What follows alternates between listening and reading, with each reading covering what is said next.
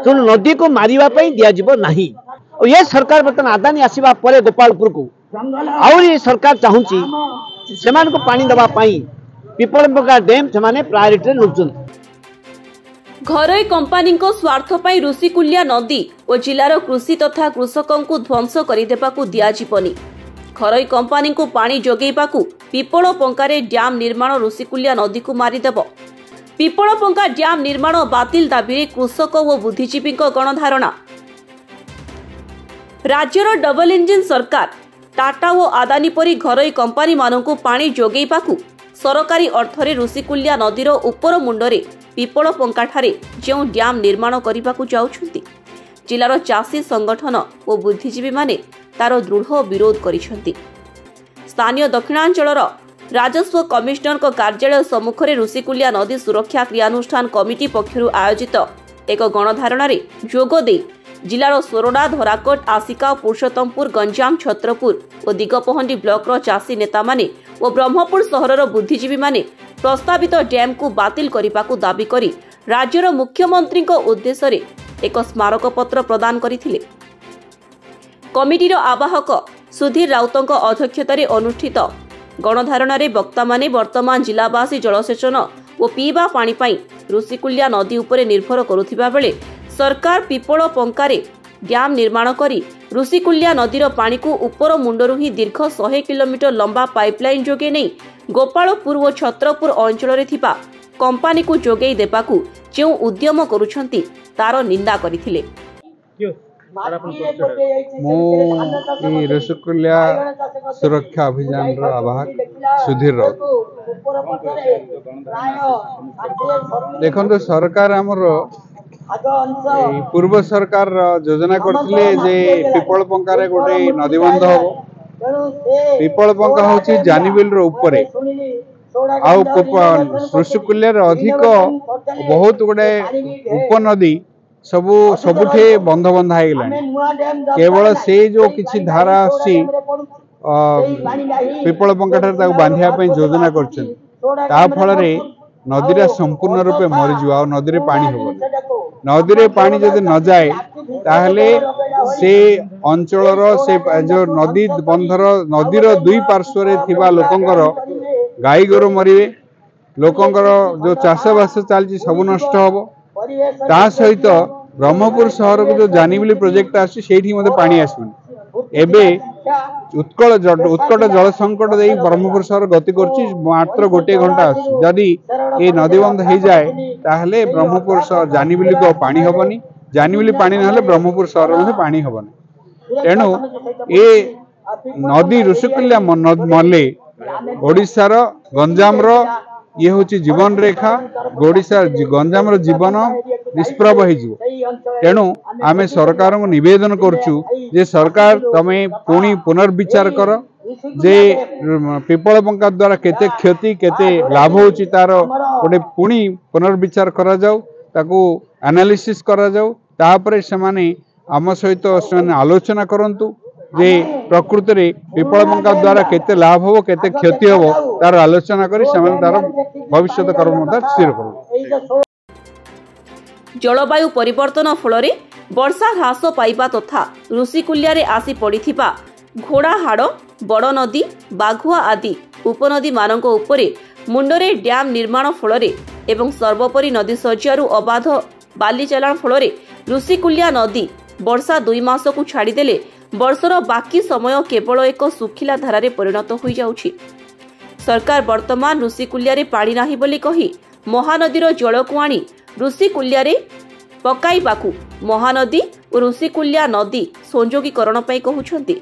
ଅଥଚ ଋଷିକୁଲ୍ୟାର ହିଁ ଉପର ମୁଣ୍ଡରେ ଡ୍ୟାମ୍ ନିର୍ମାଣ କରି ତାର ପାଣିକୁ କମ୍ପାନୀକୁ ଦେଇଦେବାକୁ ଯେଉଁ ଷଡ଼ଯନ୍ତ୍ର କରୁଛନ୍ତି ସେଥିରୁ କ୍ଷାନ୍ତ ରହିବାକୁ ଚେତାବନୀ ଦିଆଯାଇଥିଲା। ପିପଳପଙ୍କାରେ ଡ୍ୟାମ୍ ନିର୍ମାଣ ଫଳରେ ସେ ଅଞ୍ଚଳର 2000 ହେକ୍ଟରରୁ ଊର୍ଦ୍ଧ୍ୱ ମୂଲ୍ୟବାନ ଘଞ୍ଚ ଜଙ୍ଗଲ ଓ ତାରି ମଧ୍ୟରେ ଥିବା 83ଟି ଗାଁର ଚାଷ ଜମି ତଥା ଘରବାଡ଼ି ଜଳମଗ୍ନ ହେବ। ଏହାସହ ନଦୀ ଜଳଶୂନ୍ୟ ହୋଇ ତାର ଉଭୟ ପାର୍ଶ୍ୱରେ ଥିବା ଶତାଧିକ ଗ୍ରାମର କୃଷି, ପଶୁପାଳନ ଓ ପିଇବା ପାଣିର ବ୍ୟବସ୍ଥା କ୍ଷତିଗ୍ରସ୍ତ ହେବ। ଏହା ବ୍ୟତୀତ ଉପର ମୁଣ୍ଡରେ ଡ୍ୟାମ୍ ନିର୍ମାଣ ଫଳରେ ଋଷିକୁଲ୍ୟାର ତଳ ମୁଣ୍ଡରେ ଥିବା ଜାନି ବିଲି ବ୍ୟାରାଜକୁ ପାଣିର ପ୍ରବାହ ହ୍ରାସ ପାଇ ତା ଉପରେ ନିର୍ଭରଶୀଳ ଜିଲ୍ଲାର ଋଷିକୁଲ୍ୟା ଜଳସେଚନ ବ୍ୟବସ୍ଥା ଓ ବ୍ରହ୍ମପୁର ସହରକୁ ପାନୀୟ ଜଳ ଯୋଗାଣ ବ୍ୟବସ୍ଥା ଭୟଙ୍କର ଭାବେ ପ୍ରଭାବିତ ହେବ।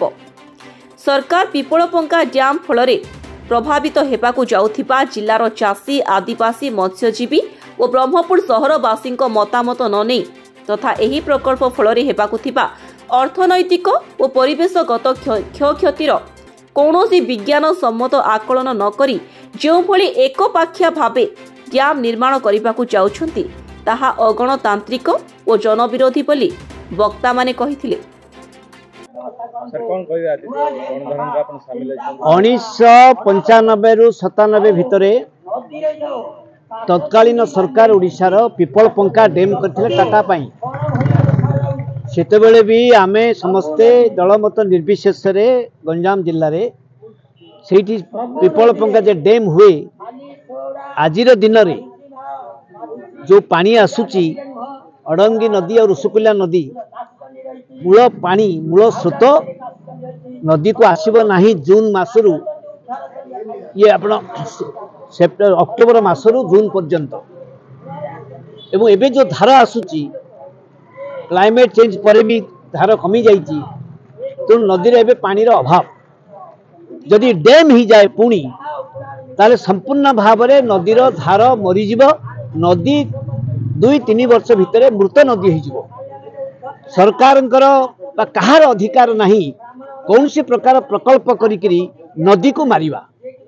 तेणु प्रथम कथा होची इरिगेशन पाई हो कि कंपनी पाई हो कि का पाई हो वर्तमान सेठी डैम करिवार आवश्यकता नहीं कहीं जो जो उपनदी गुड़िक अच्छी से नदी मानक डैम अच्छी से डैम गुड़िकर पुनरुद्धार काम करी पानी रखंतो आउ कंपनी मानक देबा पाई एक डैम होती गत सरकार रे और ये सरकार बर्तमान आदानी आसीबा परे गोपालपुर को आउरी सरकार चाहूची सेमान को पानी देबा पाई पिपलपंका डैम से प्रायोरिटी नौचन।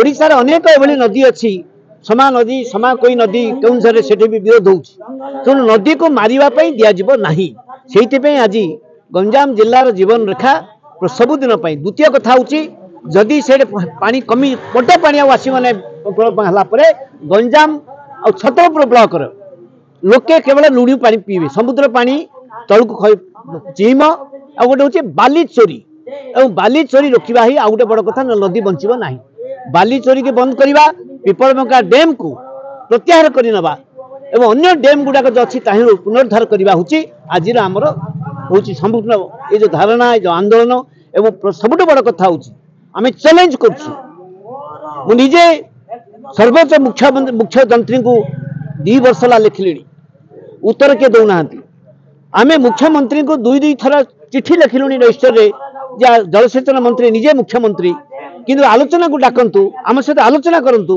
डाकंतु आम पाखे मो पाखे तथ्य अच्छी जे राज्य सरकार तथ्य मो पाखे अच्छी जे मुझे पचार पानी आ कोठु आसीबो जदि पिपलपंका डैम हो जाए वर्षा दिन पर ताले सरकार मत इरिगेशन डिपार्टमेंट केवल पद्मा नदी आसो पद्मा नदी में पानी ना पद्मा नदी में गोटाए बेरेज हो जाइए जोटा इरिगेशन जाऊँगी आसन ता तो सरकार निजे मानुंट जे पानी आउटू आसब ना से दृष्टि कहार भी आवश्यकता था कॉर्पोरेट तो प्रश्न उठुना एपरिक आम कहूँ मात्र इरिगेशन 2टा गाँ लिखिं जो रखी जो प्रोजेक्ट तैयारी कर 2टा गाँ 23 गाँ बुड़ेब 2 खंड गाँव को पानी दब एवं सारा जो नदीर 2 पाखे जो जलसेचन व्यवस्था अच्छी उठा जलसेचन एवं गंजाम ब्लॉक ये ब्लॉक लुणी पानी समुद्र आसीज सबू दृष्टि जे मत्स्यजीवी मरबे चाषी मरबे पीवा पानी मिल ना ब्रह्मपुर शहर को पानी मिल ना जो प्रोजेक्ट होगले आप जानते से प्रोजेक्ट थरे होगला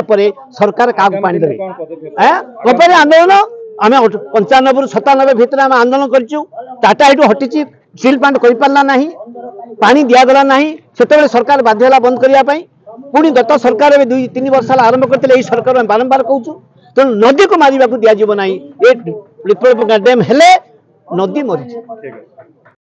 सरकार राज्य को बड़ बड़ कंपनी को डाकी पुंजी निवेश पई आलोचना करुथिबा बेले पिपलपंका डैम संक्रांत रे आगरु अनेक दाबीपत्र और चिठी देबा सत्वे प्रभावित पक्षों सह କୌଣସି ପ୍ରକାରର ଆଲୋଚନା କରିବାକୁ ସମୟ ନେଦେବା ପରିତାପର ବିଷୟ ବୋଲି କହିଥିଲେ। ଧାରଣାରେ ପରିବେଶବିତ୍ ପ୍ରଫୁଲ୍ଲ ସାମନ୍ତରାୟ, ଅଖିଳ ଭାରତ କିଷାନ ମଜଦୁର ସଭାର ଜାତୀୟ ସମ୍ପାଦକ ଭାଲଚନ୍ଦ୍ର ଷଡ଼ଙ୍ଗୀ, ଋଷିକୁଲ୍ୟା ରାୟତ ମହାସଭାର ସମ୍ପାଦକ ସୀମାଞ୍ଚଳ ନାହକ, IEKMSର ରାଜ୍ୟ ସମ୍ପାଦକ ପ୍ରତାପ ନାୟକ, ମାନବବାଦୀ ହେତୁବାଦୀ ସଂଗଠନର ସମ୍ପାଦକ କେ ନନ୍ଦେଶୁ ସେନାପତି, ସମାଜସେବୀ ସୁଭାଷ ରାଉତ, ଯୁବନେତା ଆଦିତ୍ୟ ନାରାୟଣ ରଥ, ଶିକ୍ଷାବିତ୍ ଶ୍ୟାମସୁନ୍ଦର ଖାଡ଼ଙ୍ଗା, ଏ ସଞ୍ଜୀବ ରେଡ୍ଡି, ଲକ୍ଷ୍ମୀ ନୃସିଂହ ରଥ, ମାନବବାଦୀ ସଂଗଠନର ଗଗନ ଚନ୍ଦ୍ର ମଲ୍ଲିକ, IFTU ସଭାପତି ପ୍ରତାପ ଚନ୍ଦ୍ର ପ୍ରଧାନ, ପୋଟଲାମପୁର ସରପଞ୍ଚ ନିରଞ୍ଜନ ସ୍ୱାଇଁ, ପୂର୍ବତନ ଗଞ୍ଜାମ ବ୍ଲକ ଅଧ୍ୟକ୍ଷ କାନକେୟା ରେଡ୍ଡି, ସମାଜସେବୀ ବିଜୟ କୁମାର ବିଶ୍ୱାଳ, ରାଜୁ ନାହକ, ମିନି ମହାପାତ୍ର, ତ୍ରିନାଥ ଦାସ, ଦୁର୍ଯ୍ୟୋଧନ ରେଡ୍ଡି, ସାତେୟା ରେଡ୍ଡି, ବିପ୍ର ଦାସ, ସୁକୁମାରୀ ଦାସ, ମନ ରାଓ, ପୂର୍ବତନ ବ୍ଲକ ଅଧ୍ୟକ୍ଷ ରଘୁନାଥ ସାହୁ, ଚାଷୀ ନେତା ରମେଶ ଗୌଡ଼, ସୁଶାନ୍ତ ଗୌଡ଼, ଲଡ଼ୁକିଶୋର ଡାକୁଆ, କାଳିଚରଣ ନାୟକ, ଭାସ୍କର ସ୍ୱାଇଁ, ସୋରଡ଼ା ବ୍ଲକର ଦଳିତ ନେତା ସଞ୍ଜୟ କୁମାର ନାୟକ, କେ ଶ୍ରୀନିବାସ ରାଓ ଏବଂ ଡ୍ୟାମ୍ ଫଳରେ ବିସ୍ଥାପିତ ହେବାକୁ ଥିବା ପିପଳପଙ୍କା ଅଞ୍ଚଳର ଲକ୍ଷ୍ମୀ ମଳିକ, ରାଜୁ ମଳିକ, ଜନନୀ ମଳିକ, ଚିତ୍ରସେନ ମଳିକ, ମହୁରା ମଳିକ, ଲୋକନାଥ ମଳିକଙ୍କ ସମେତ 23ଟି ଗ୍ରାମର ପ୍ରମୁଖ ଲୋକମାନେ ଯୋଗଦେଇ ଡ୍ୟାମ୍ ନିର୍ମାଣକୁ ବିରୋଧ କରିଥିଲେ। ମୁଁ ଭାଲଚନ୍ଦ୍ର ଷଡ଼ଙ୍ଗୀ, AIKMSର ଜାତୀୟ ସମ୍ପାଦକ। ଆଜି ଗଞ୍ଜାମ ଜିଲ୍ଲାର ବିଭିନ୍ନ ଚାଷୀ ସଂଗଠନ, ଅଲ୍ ଇଣ୍ଡିଆ କିଷାନ ମଜଦୁର ସଭା, ଋଷିକୁଲ୍ୟା ରୈତ ମହାସଭା ଏବଂ ଯେଉଁ ଅଞ୍ଚଳର ଭିଟାମାଟି ପାଇଁ ଲୋକମାନେ ଲଢ଼େଇ କରୁଛନ୍ତି, ଯେଉଁମାନେ ବିସ୍ଥାପିତ ହେବେ ସେମାନଙ୍କର ସଂଗଠନ ଭିଟାମାଟି ସୁରକ୍ଷା ମଞ୍ଚ ତଥା ଋଷିକୁଲ୍ୟା ସୁରକ୍ଷା କ୍ରିୟାନୁଷ୍ଠାନ କମିଟି, ଯେଉଁଥିରେ ବିଭିନ୍ନ ରାଜନୈତିକ ଦଳର ବିଭିନ୍ନ ଗଣସଂଗଠନର ଲୋକ ଅଛନ୍ତି, ବୁଦ୍ଧିଜୀବୀ ଅଛନ୍ତି, ଯେଉଁମାନେ ଋଷିକୁଲ୍ୟାକୁ ଭଲ ପାଉଛନ୍ତି, ଋଷିକୁଲ୍ୟାକୁ ରକ୍ଷା କରିବା ପାଇଁ ଚାହୁଁଛନ୍ତି। ସ୍ପଷ୍ଟ ଦାବି ଆମର ଯେ ସରକାର ଯେଉଁ ଡ୍ୟାମ୍ କରୁଛନ୍ତି ଏଇଟା ଲୋକଙ୍କ କୌଣସି କାମରେ ଲାଗିବନି। ଏଇଟା ସମ୍ପୂର୍ଣ୍ଣ ରୂପେ 100 କିଲୋମିଟର ଲମ୍ବା ପାଇପଲାଇନ୍ରେ ଆଦାନୀ ଆଉ ଟାଟାର ପ୍ରୋଜେକ୍ଟକୁ ପାଣି ଯିବ ଏବଂ ସେମାନଙ୍କ ପ୍ରୋଜେକ୍ଟକୁ ପାଣି ଦେବା ପାଇଁ ସରକାର ଲୋକଙ୍କ ପଇସାରେ ଏବେ 1033 କୋଟି ଟଙ୍କା ସାଂସନ୍ କରିଛନ୍ତି। ଭବିଷ୍ୟତରେ ଇଏ ବଢ଼ି ବଢ଼ି ଯିବ ଏବଂ ଲୋକଙ୍କୁ ହଟେଇକିରି, ଲୋକଙ୍କର ଜୀବନ ଜୀବିକାକୁ ଛଡ଼େଇକିରି ନଦୀକୁ ବାରିବା ପାଇଁ ଯାଉଛନ୍ତି। ଋଷିକୁଲ୍ୟା ନଦୀ ଗୋଟେ ଶୁଖିଲା ନଦୀ, ସେ ନଦୀରେ ପାଣି ନାହିଁ ବୋଲି ସରକାର ଏପର୍ଯ୍ୟନ୍ତ କହୁଛନ୍ତି ଯେ ମହାନଦୀର ପାଣିକୁ ଏଇଠି ସଂଯୋଗ କରିକି ଆଣିବେ ବୋଲି। ଏବେ ସେଇ ଋଷିକୁଲ୍ୟା ପାଣିକୁ ଦେଇ ଦେଉଛନ୍ତି କମ୍ପାନୀକୁ। ତେଣୁ ଋଷିକୁଲ୍ୟା ଯଦି ଉପରୁ ନଦୀ ମୁଣ୍ଡର ଉପମୁଣ୍ଡରୁ ଯଦି ପାଣି ଚାଲିଯିବ ତାହେଲେ ନଦୀ ଶୁଖିଯିବ। ନଦୀ କୂଳରେ ଦୁଇ ପଟେ ଥିବା ଯେଉଁ ଲୋକମାନଙ୍କର କୃଷି ନଷ୍ଟ ହେବ, ମତ୍ସ୍ୟଜୀବୀମାନଙ୍କର ଜୀବିକା ଚାଲିଯିବ ଏବଂ ସବୁଠୁ ବଡ଼ ହେଲା ଯେ ଋଷିକୁଲ୍ୟା ବ୍ୟବସ୍ଥା ଭିତରୁ ଚାନିବିଲି ଯେଉଁ ବ୍ୟାରେଜ୍ ଅଛି ସେଇଠୁ ଯେଉଁ ପାଣି ଗଞ୍ଜାମ ଜିଲ୍ଲାର କୋଣ ଅନୁକୋଣକୁ ଜଳସେଚନ ପାଇଁ ପହଞ୍ଚୁଛି, ବ୍ରହ୍ମପୁର ସହରକୁ ପାଇପ୍ ଯୋଗେ ପାଣି ଆସୁଛି, ସିଏ ବି କ୍ଷତିଗ୍ରସ୍ତ ହେବ ଏବଂ ଆଗାମୀ ଦିନରେ ଗଞ୍ଜାମ ଜିଲ୍ଲା କେବଳ ଗୋଟିଏ ଦୁଇଟା କାରଖାନା ଥିବ, ଏଇଟା କୃଷି କ୍ଷେତ୍ରଟା ମରୁଭୂମି ପାଲଟିବ। ତେଣୁ ଆମେ ତାକୁ ଆ ବିରୁଦ୍ଧରେ ଆମେ ଲଗାତାର ଲଢ଼େଇ କରି ଆସିଛୁ। ସେଇ ଅଞ୍ଚଳରେ ଯେଉଁମାନେ ବିସ୍ଥାପିତ ହେବେ ସେମାନେ ବି ଲଢ଼େଇ କରୁଛନ୍ତି। ଏବେ ବର୍ତ୍ତମାନ ଆମେ ସ୍ଥିର କରିଛୁ ଯେ ଯେଉଁଠୁ ନଦୀ ଆରମ୍ଭ ହୋଇଛି ଶେଷ ପର୍ଯ୍ୟନ୍ତ ଗୋଟେ ପଦଯାତ୍ରା ହେବ ଏବଂ ଏହି ପଦଯାତ୍ରା ଖୁବ୍ ଶୀଘ୍ର ତାର ତାରିଖ ବି ଘୋଷଣା କରାଯିବ, ଲୋକଙ୍କୁ ସଚେତନ କରାଯିବ। ଇଏ କେବଳ କୌଣସି ସଂଗଠନ କି କୌଣସି ଅଞ୍ଚଳ ନୁହେଁ, ସମଗ୍ର ଗଞ୍ଜାମ ଜିଲ୍ଲାର ଜୀବନରେଖା ରୂପେ ପରିଚିତ ଋଷିକୁଲ୍ୟା ନଦୀର ଭବିଷ୍ୟତ କଥା ଏବଂ ଗଞ୍ଜାମ ଜିଲ୍ଲାର ଲୋକଙ୍କର ଜୀବନ ଜୀବିକା ପ୍ରଭାବିତ ହେବାକୁ ଯାଉଛି। ତେଣୁ ସରକାର, ଗତ ସରକାର ଏଇଟାକୁ ନିଷ୍ପତ୍ତି ନେଇଥିଲେ। ଏ ସରକାର ସେହି ଅଗଣତାନ୍ତ୍ରିକ ଏବଂ ଜନବିରୋଧୀ ନିଷ୍ପତ୍ତିକୁ କାର୍ଯ୍ୟକାରୀ କରିବାକୁ ଯାଉଛନ୍ତି। ଆମେ ତାକୁ ବିରୋଧ କରିବୁ, ବନ୍ଦ କରିବୁ। ଏହି ପରିପ୍ରେକ୍ଷୀରେ ଋଷିକୁଲ୍ୟା ନଦୀର ସୁରକ୍ଷା ପାଇଁ ତଥା ଜିଲ୍ଲାର କୃଷି, କୃଷକ ଓ ସାଧାରଣ ଜନତାଙ୍କ ସ୍ୱାର୍ଥ ଦୃଷ୍ଟିରୁ ପିପଳପଙ୍କାରେ ପ୍ରସ୍ତାବିତ ଡ୍ୟାମ୍ ନିର୍ମାଣ ବାତିଲ କରିବା ଦାବିରେ ଆଗାମୀ ଦିନରେ ପିପଳପଙ୍କାଠାରୁ ଗଞ୍ଜାମ ମୁହାଣ ପର୍ଯ୍ୟନ୍ତ ଏକ ପଦଯାତ୍ରାର ଆୟୋଜନ କରାଯିବ ବୋଲି ଘୋଷଣା କରାଯାଇଥିଲା। ବ୍ରହ୍ମପୁର ଇତିଶ୍ରୀ ପାତ୍ରଙ୍କ ରିପୋର୍ଟ, ସ୍ୱାସ୍ତିକ ନ୍ୟୁଜ୍।